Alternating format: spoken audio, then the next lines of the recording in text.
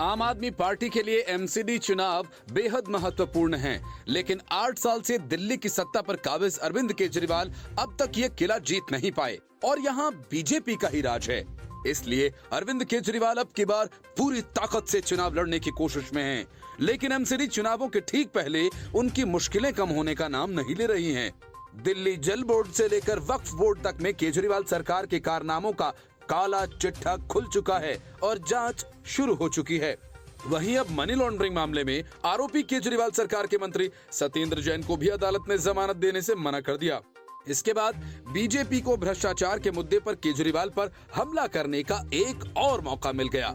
राजनीतिक जानकार मानते हैं कि बीजेपी इसका फायदा निश्चित रूप से एमसीडी चुनावों में उठाएगी, क्योंकि सत्येंद्र जैन पर सिर्फ भ्रष्टाचार मनी लॉन्ड्रिंग के ही आरोप नहीं हैं, बल्कि जेल में रहते हुए कई गैर कानूनी फायदे उठाने का भी आरोप है।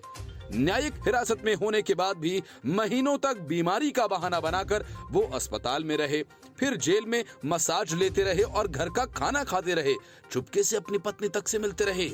इन सभी मुद्दों को लेकर बीजेपी चुनाव में केजरीवाल सरकार की बखिया उधेड़ने की तैयारी में है।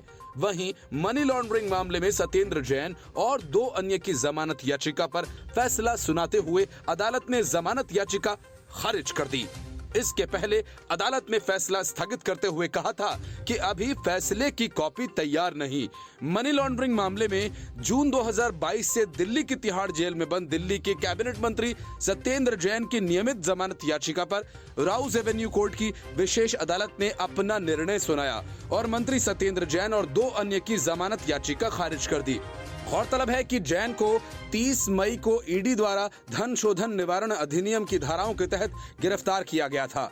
ये मामला इस आरोप पर दर्ज किया गया था कि जैन ने 2015 और 2017 के बीच विभिन्न व्यक्तियों के नाम पर चल संपत्ति अर्जित की थी, जिसका वो संतोषजनक जवाब नहीं दे सके थे। इस मामले में 3 अभियुक्त हैं। तीनों की जमानत याचिकाएं लंबित थीं। तीनों याचिकाओं पर राउज एवेन्यू कोर्ट ने एक साथ गुरुवार दोपहर 2 बजे फैसला सुनाया। सत्येंद्र जैन की तरफ से अदालत में कहा गया कि उन्हें और हिरासत में रखने से कोई उद्देश्य पूरा नहीं होगा। वो पहले ही लंबे समय से न्यायिक हिरासत में हैं। उनके खिलाफ सीबीआई और ईडी के पास पुख्ता सबूत हैं और उनका स्वास्थ्य भी ठीक नहीं है। ऐसे उन्हें जमानत पर रिहा कर दिया जाना चाहिए। वहीं राउज एवेन्यू स्थित विशेष न्यायाधीश विकास ढुल की अदालत ने वैभव जैन और अंकुश जैन सहित आरोपी व्यक्तियों की दलीलें सुनने के साथ ही ईडी का पक्ष सुनने के बाद आदेश सुरक्षित रख लिया था। विशेष न्यायाधीश विकास ढुल बुधवार को आदेश सुनाने वाले थे। हालांकि उन्होंने ये कहते हुए मामले को स्थगित कर दिया कि आदेश तैयार नहीं है। वहीं दूसरी ओर तिहाड़ जेल नंबर 7 में तैनात 12 जेल अधिकारियों का ट्रांसफर कर दिया गया है।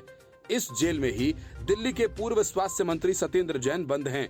यह ट्रांसफर ऐसे समय पर हुआ जब दिल्ली के मुख्य सचिव ने आप नेता को विशेष सुविधाएं देने के लिए नियमों को दरकिनार करने के आरोप में जेल 7 के अधीक्षक अजीत कुमार को निलंबित कर दिया था।